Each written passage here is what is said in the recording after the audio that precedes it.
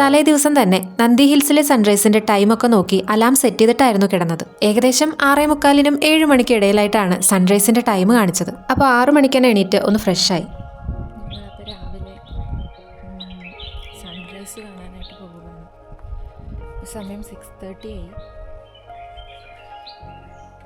നല്ല ഇരുട്ടായിരുന്നു. അപ്പോൾ ഞങ്ങൾ പതുക്കെ ഒരു 6:30 ആയപ്പോൾ നല്ല മഞ്ഞും തണുത്ത കാറ്റൊക്കെ ഉള്ളതുകൊണ്ട് തന്നെ നമ്മൾ തീർച്ചയായും ചെവിയൊക്കെ കവർ ചെയ്യുന്ന പോലുള്ള ഇയർ മഫ്സോ സ്കാർഫോ ഒക്കെ കയ്യിലെടുക്കുന്നത് നല്ലതായിരിക്കും. ആദ്യം റൂമിൽ നിന്ന് ഇറങ്ങിയപ്പോൾ വലിയ തിരക്കൊന്നും കണ്ടില്ല. വ്യൂ പോയിന്റിന്റെ ഒക്കെ അടുത്തെത്താറായപ്പോഴാണ് ഇവിടുത്തെ തിരക്ക് കണ്ടത്.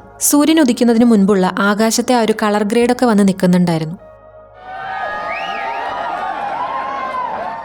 അങ്ങനെ പതുക്കെ സൂര്യൻ ഉദിക്കാൻ തുടങ്ങി. അതിനോടൊപ്പം തന്നെ ഇത് കാണാനെത്തിയ ആളുകളുടെ ആവേശവും കൂടി വന്നു. ഇതുപോലെ വൈബ്രന്റ് ആയിട്ടുള്ള ഒരു അറ്റ്മോസ്ഫിയറിൽ നിന്ന് ഞങ്ങളും ആദ്യമായിട്ടാണ് സൂര്യോദയം കാണുന്നത്.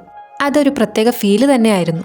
ഇവിടെ സ്റ്റേ ചെയ്യുന്നതിന്റെ വേറൊരു ബെനിഫിറ്റ് എന്താന്ന് പറയട്ടെ. കുറച്ചുകൂടെ നേരത്തെ എണീറ്റ് നന്ദി ഹിൽസിലെ സൺറൈസ് വ്യൂ കാണാൻ പറ്റിയ വേറെ ഏതെങ്കിലും സ്പോട്ടുകളൊക്കെ നിങ്ങൾക്ക് കണ്ടുപിടിച്ച് പോയി നിൽക്കാവുന്നതാണ്. തിരക്കൊന്നുമില്ലാതെ വളരെ സമാധാനമായിട്ട് സൺറൈസ് കാണണമെന്നുണ്ടെങ്കിൽ നിങ്ങൾക്ക് ഇങ്ങനെയും ചെയ്യാം. ഞങ്ങൾ ഈ നിൽക്കുന്നത് സൺറൈസിന്റെ ഒരു കോമൺ സ്പോട്ട് തന്നെയാണ്. കഴിഞ്ഞ രാത്രിയിൽ നന്ദി ഹിൽസിൽ നിന്നുള്ള നൈറ്റ് വ്യൂ കണ്ട അതേ സ്പോട്ടാണിത്. രാവിലെ ആകുമ്പോൾ താഴ്വാരത്തിന്റെ കാഴ്ചകളൊക്കെ ഇതുപോലെ മേഘങ്ങൾ വന്ന് മറച്ചു വെച്ചിട്ടുണ്ടാവും. വല്ലാത്തൊരു ഭംഗിയാണ് നന്ദി ഹിൽസിലെ സൂര്യോദയം കാണാൻ. ഇതൊക്കെ കണ്ട് ആസ്വദിച്ചു വരുമ്പോൾ നന്ദി ഹിൽസിന്റെ വേറൊരു ഭാഗത്ത് വേസ്റ്റ് കൊണ്ട് നിറച്ചിട്ടുള്ള കാഴ്ചയാണ്. ഈ മുകളിൽ മാത്രമല്ല കേട്ടോ, നന്ദി ഹിൽസിലേക്ക് വരുന്ന വഴിയിൽ റോഡിന്റെ സൈഡിലായി ഒരുപാട് ദൂരത്തേക്ക് വേസ്റ്റ് കിടക്കുന്ന കാഴ്ചയും കണ്ടിരുന്നു. പിന്നെ ഇവിടെയൊന്നും ഡസ്റ്റ്ബിൻ വെച്ചിട്ടും കാര്യമില്ല. കാരണം കുരങ്ങന്മാര് അതിനകത്തുള്ള സാധനങ്ങൾ എടുത്ത് പുറത്തിടാൻ നല്ല ചാൻസ് ഉണ്ട്. അതുകൊണ്ട് പ്ലാസ്റ്റിക്കിന്റെ ഒരു സാധനവും ഇങ്ങോട്ടേക്ക് കൊണ്ടുവരാതിരിക്കുക. അഥവാ കൊണ്ടുവന്നാൽ നിങ്ങൾ തന്നെ അത് തിരിച്ചും കൊണ്ടുപോകാൻ നോക്കുക.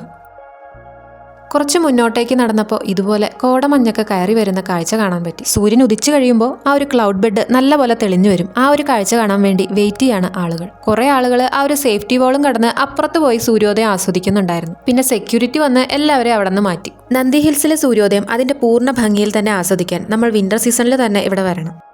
പിന്നെ ഞങ്ങൾ താമസിച്ച ആ ഒരു ബിൽഡിങ്ങിന്റെ വേറൊരു സൈഡിലേക്ക് പോയി നോക്കിയപ്പോൾ ക്ലൗഡ് ബെഡൊക്കെ നല്ല ഭംഗിയിൽ വന്ന് കിടക്കുന്ന കാഴ്ചയാണ് കണ്ടത്. എന്തൊരു ഭംഗിയായിരുന്നു ഈ കാഴ്ച എന്നുള്ളത് നമുക്ക് വാക്കുകൾ കൊണ്ടൊന്നും എക്സ്പ്ലെയിൻ ചെയ്യാൻ പറ്റുന്ന ഒന്നല്ല. സൂര്യോദയമൊക്കെ കണ്ടതിന് ശേഷം KSTDCയുടെ റെസ്റ്റോറന്റിൽ പോയി നിങ്ങൾക്ക് ബ്രേക്ക്ഫാസ്റ്റ് കഴിക്കാം. ഈ റെസ്റ്റോറന്റ് പബ്ലിക്കിന് ഓപ്പൺ ആണോ എന്നുള്ളത് അറിയില്ല കേട്ടോ. പിന്നെ നിങ്ങൾക്ക് ഇൻട്രസ്റ്റ് ഉണ്ടെങ്കിൽ ഇവിടെ തന്നെയുള്ള നന്ദി ക്ഷേത്രങ്ങളും പോണ്ടൊക്കെ വിസിറ്റ് ചെയ്യാവുന്നതാണ്. റൂമിൽ പോയി ഒന്ന് ഫ്രഷായി 10:45 ചെക്ക് ചെയ്ത് ഞങ്ങൾ നന്ദി ഹിൽസിനോട് യാത്ര പറഞ്ഞിറങ്ങി.